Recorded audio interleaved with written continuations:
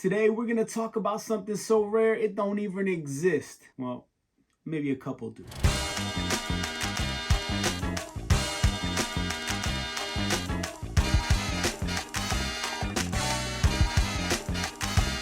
We have another super rare gem brought to you by the homie Big Kahuna. Shout out to Matt. Thank you very much for helping me put this together. We have the 9 Rings of Wu-tang action figures prototype.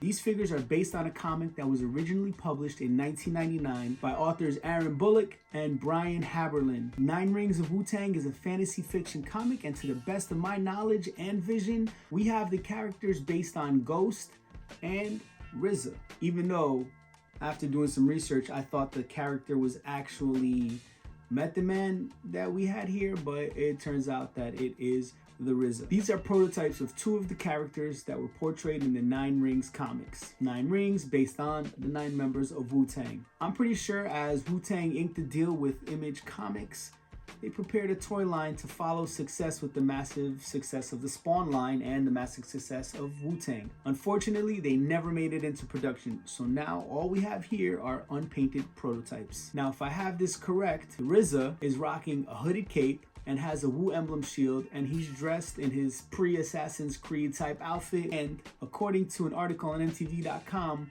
the 2 prototypes that were made were Ghost and RZA. It's why I thought it was Ghost and Meth, because when I compared them to images in the comic book, it looked to me like Meth. But I've never read the comic and I just went off of Google Images, so who knows how accurate that was. But if you know, leave it in the comments, because we're still learning here. Even though we're over 300 episodes deep into No Hype, there's still a lot to learn. And you can see Ghost is dressed similarly, only he's rocking a baldy, some armor, and a crazy knife attached to his hand. As stated before, the comic was published by Image Comics, the home of Todd McFarlane and Spawn. The series covered the members of Wu-Tang as reimagined characters in the comics. In the 9 Rings of Wu-Tang, they are Prince Rakim, The Genius, Osiris, Deck, Raekwon, Master Killer, Golden Arms, and Ghost, and the MZA. I'm sure you could figure out who's who if you're a fan of Wu-Tang. The comic's said to have 5 issues, but I counted more online, so again, we'll keep it open. And if you know the exact amount, guess what? Leave it in the comments. The packaging, well,